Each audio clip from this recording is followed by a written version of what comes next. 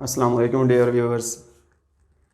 आज हम फ़िज़िक्स के इंतहाई बुनियादी एक टॉपिक की साइड पे आ रहे हैं और आज का हमारा टॉपिक है वेक्टर्स एंड स्केलर क्वांटिटीज़। अगर हम फ़िज़िक्स को स्टडी करें तो मेजरमेंट, फ़िज़िक्स की बेसिस, फ़िज़िकल क्वांटिटीज़, यूनिट्स, उन बुनियादी चीज़ों के बाद जो सबसे बुनियादी चीज़ हम स्टडी करते हैं, हम उन फ़िज़िकल क्वांटिटीज़ को कैटेगराइज़ करते हैं। अगर डायरेक्शन की बेस पे कैटेगराइज करें तो हम कहते हैं कि कौन सी क्वांटिटीज़ वेक्टर्स हैं और कौन सी स्केलर्स हैं। अगर हम उनकी डेरिवेशन की बुनियाद पर उनको कैटेगराइज करते हैं तो फिर हम कहते हैं कौन सी क्वांटिटीज़ बेस क्वांटिटीज़ हैं और कौन सी क्वांटिटीज़ डिराइव्ड हैं। तो यहाँ पे आज हम स्टडी करते हैं वेक्टर्स एंड स्केलर्स के बारे में। अगर हम फिज़िकल क्वांटिटीज़ में देखें, स्केलर क्वांटिटीज़ कौन सी होती हैं?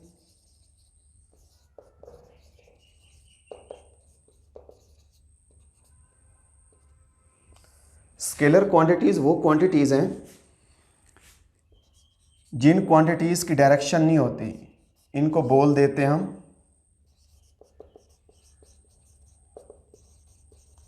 Non directional physical quantities. जैसे मैं मास को लिख देता हूँ 15 किलोग्राम है, मैं डिस्टेंस को लिख देता हूँ 20 मीटर है, डिस्टेंस को लिख देता हूँ, या मैं इसको कह देता हूँ, मैं लेंथ को लिख देता हूँ, मैं लेंथ कह देता हूँ। इसमें मैं लेंथ को लिख देता हूँ कि लेंथ हमारे पास क्या है, वो 20 मीटर है। तो ये ऐसी क्वांटिटीज़ हैं कि जिनको एक्सप्लेन करने के लिए हमें डायरेक्शन की ज़रूरत नहीं पड़ती। इसके एग्जांपल्स में हम लिख देते हैं, मास है हमारे पास, डेंसिटी है, प्रेशर है, वॉल्यूम है, टाइम है, टेम्परेचर है। ये ऐसी क्वांटिटीज़ हैं जिनकी डायरेक्शन नहीं होती। अगर मैं इसके मुकाबले में वेक्टर्स को देखूं, वेक्टर्स वो क्वांटिटीज़ हैं जिनको डायरेक्शनल क्वांटिटीज़ कहते हैं। Vector quantities, the quantities which require direction for their complete description. हम मैग्नीट्यूड के साथ साथ जब तक डायरेक्शन नहीं बताते हम उस फिज़िकल क्वांटिटी को एक्सप्लेन नहीं कर सकते। अब इसमें हमारे पास इसके एग्जांपल्स में डिस्प्लेसमेंट आ जाता है,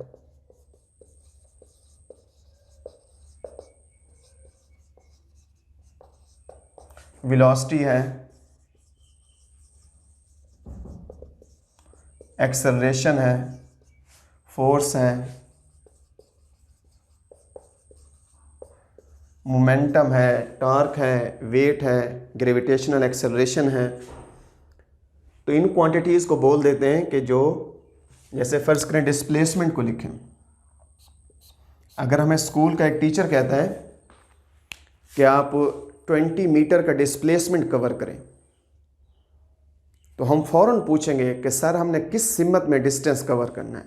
मीन्स कि जब तक उस टीचर ने डायरेक्शन नहीं बताई उसकी बात कंप्लीट नहीं हुई।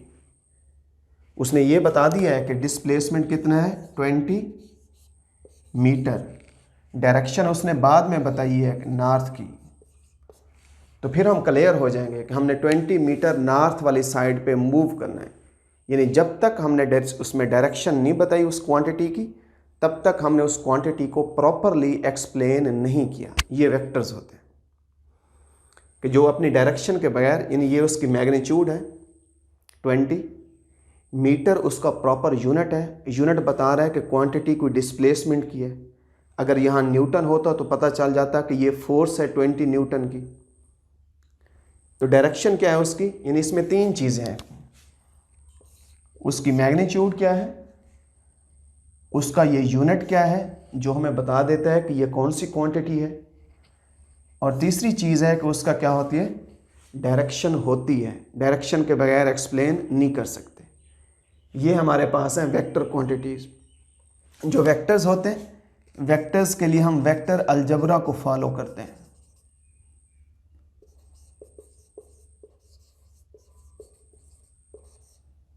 वेक्टर अलजबरा है, स्केलर्स को हम किस तरीके से यूज़ कर रहे होते हैं?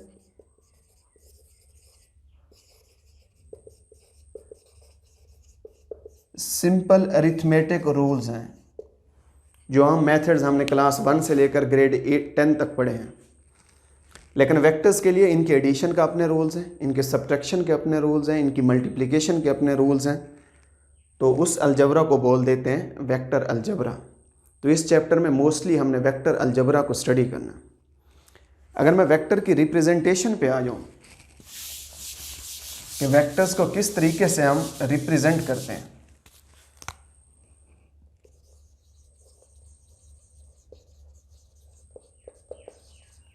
रिप्रेजेंटेशन ऑफ वेक्टर्स, एक है कि हम उसको बाई सिंबल कैसे शो करते हैं, सिंबॉलिकली उसको कैसे शो करेंगे, और दूसरा है कि हम उसको ग्राफिकली किस तरीके से पेज के ऊपर शो करेंगे। सिंबॉलिकली हम वेक्टर्स को ये हमारे पास वेक्टर ए है, हम इसके नीचे भी एरो लगा देते हैं, इसके नीचे एरो यूं लगा देते हैं, हम उसको बोल्ड करके भी लिख सकते हैं यूं। ये 3 मेथड्स हैं वेक्टर्स को शो करने के। अलामती तौर पे सिंबल की शक्ल में हम इंग्लिश के जो हमारे पास लेटर्स हैं A to Z, हम कोई भी लेटर स्मॉल लेटर या कैपिटल लेटर यूज़ कर सकते हैं। अलामती तौर पे या उसके ऊपर एरो लगाएंगे या उसके नीचे एरो लगाएंगे। कुछ मैथमेटिक्स की बुक में नीचे एरो लगा देते हैं। फिज़िक्स की जो टेक्स्ट बुक है हमारी, जो पाकिस्तान में रैजुल वक्त है, जो टेक्स्ट बुक है, टेक्स्ट बुक में उसमें उस लेटर को बोल्ड करके शो करते हैं। आपको पूरी बुक में एरो नज़र नहीं आएगा, लेकिन हम उसको जब भी लिखेंगे, हम अपने उसकी प्रिपरेशन के लिए लिख रहे हैं, हम एग्ज़ाम के अंदर बैठ के लिख रहे हैं, हम हमेशा लेटर के ऊपर एरो लगाते हैं। हमने हमेशा उसको इस तरीके से लिखना। अगर मैं इस पे इसके दोनों साइड्स के ऊपर मॉड लगा दूं, यूं, मॉड उसकी डायरेक्शन को ख़त्म कर देता है। इसको मॉडुलस ऑफ वेक्टर कहते हैं। जब उसकी डायरेक्शन को ख़त्म करेगा तो वो चीज़ क्या बनेगा, यूं ए, और इसको क्या बोल देते हैं, वेक्टर की मैग्नीट्यूड ऑफ वेक्टर ए। ये वेक्टर ए की मैग्नीट्यूड है, इसको मॉडुलस बोल देते हैं। अगर हम ग्राफिकल रिप्रेजेंटेशन पे आ जाएं,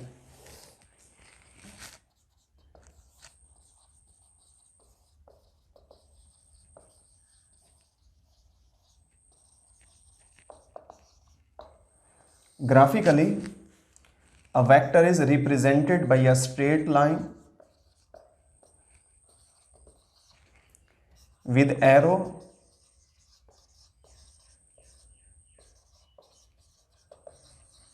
on one side। वेक्टर को हमेशा स्ट्रेट लाइन से शो करते हैं और उसकी एक साइड पे एरो शो करते हैं। सपोज मैं कहता हूं यूं वेक्टर है, तो ये हमारे पास कोई एक वेक्टर है, हम इसकी एक साइड के ऊपर यूं एरो शो कर देते हैं। जो लाइन की लेंथ होती है, the length of line according to the chosen scale gives the magnitude. The length of line वो ये मैग्नीट्यूड देगी वेक्टर की, और जो एरो होगा वो हमेशा उस वेक्टर की डायरेक्शन बताएगा। तो फर्ज करें मैं कहता हूँ ये हमारे पास कोई वेक्टर ए है, ए की मैग्नीट्यूड यहाँ से लेकर यहाँ तक ये है, ये ए की मैग्नीट्यूड है। ए की मैग्नीट्यूड को मैं सिंपल उसमें ए लिख देता हूँ, इसके ऊपर एरो नहीं लगाता, ये ए की मैग्नीट्यूड। और जो ये एरो है, ये एरो उस वेक्टर ए की डायरेक्शन बता रहा है। आपको क्वेश्चन दिया जाता है कि फोर्स का एक वेक्टर है 20 न्यूटन टुवर्ड्स द नॉर्थ। हमने इस फिजिकल क्वांटिटी को रिप्रेजेंट करना है। यहाँ पे देखें तो ये हमारे पास ये न्यूटन बता रहा है कि ये कोई क्वांटिटी कौन सी है, फोर्स की है। अलामती तौर पे हम उसको यूँ एफ लिख देते हैं, फोर्स, इसके ऊपर एरो लगा देते हैं। ये उसकी मैग्नीट्यूड है और ये उसकी डायरेक्शन है। डायरेक्शन को रिप्रेजेंट करने के लिए हम ये डायरेक्शन मैप ले लेते हैं। नॉर्थ के अपोजिट साउथ, नॉर्थ की राइट साइड पे ईस्ट और नॉर्थ की लेफ्ट साइड पे वेस्ट। अब 20 न्यूटन है। 20 न्यूटन को हम क्या करते हैं, हम इसका स्केल चूज करते हैं। स्केल हम ये चूज करते हैं that 20 newton is equal to 2 newton is equal to 1 centimetre. अगर दोनों साइड को 10 से मल्टीप्लाई कर दें तो 10 सेंटीमीटर की जो लाइन होगी वो 20 न्यूटन को रिप्रेजेंट करेगी। हम उस फिजिकल क्वांटिटी को लाइन की शक्ल में इस तरीके से रिप्रेजेंट करेंगे। यूनिट हमेशा देखें, ये फोर्स है, जो लाइन खींचेंगे वो तो लेंथ शो करेगी।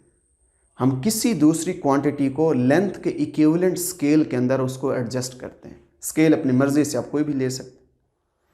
आप ये ले लें कि 1 newton is equal to 1 centimetre, फिर 20 सेंटीमीटर की जो लाइन होगी वो 20 न्यूटन को शो करेगी। अब हमने 10 सेंटीमीटर की लाइन खींचनी है और उसकी डायरेक्शन किधर रखनी है, हमने नॉर्थ की। नॉर्थ किस डायरेक्शन पे, यहाँ से अपवर्ड। तो यूं करके ये नॉर्थ है, यहाँ से लेकर यहाँ तक ये 10 सेंटीमीटर की ये लाइन है। 10 सेंटीमीटर की ये लाइन ये 20 न्यूटन को रिप्रेजेंट करती है कि उसकी डायरेक्शन यूं अपवर्ड है। उस पे एरो किधर लगा है, अपवर्ड टुवर्ड्स द नॉर्थ, उसका एरो लगा है। और ये हमारे पास क्या है, फोर्स का वेक्टर है। तो यूं हम किसी वेक्टर को ग्राफिकली रिप्रेजेंट करते हैं कि ये वेक्टर गिवन था क्वांटिटी, हमने स्केल चूज किए, according to the chosen scale जो लाइन की लेंथ होगी वो उसकी मैग्नीट्यूड बताएगी और जो एरो होगा वो हमेशा उसकी डायरेक्शन बताएगा। तो आज के लेक्चर में हमने वेक्टर्स के बारे में बिल्कुल बुनियादी बात पढ़ी है। वेक्टर्स ये होते हैं, स्केलर्स ये होते हैं, हमने उनकी चंद एग्जांपल्स देखी हैं, पढ़ी हैं, और उसके साथ हमने वेक्टर्स को सिंबॉलिकली और ग्राफिकली हमने रिप्रेजेंट किया है। इसकी रिप्रेजेंटेशन को हम ऐसा फिर इस टॉपिक को एडवांस करते जाएंगे। हम वेक्टर्स की मल्टीप्लिकेशन पे पहुंचेंगे, हम उसको रिजॉल्व करेंगे। ये पूरा हमने वेक्टर अलजबरा चैप्टर नंबर 2 में स्टडी करना। Thank you.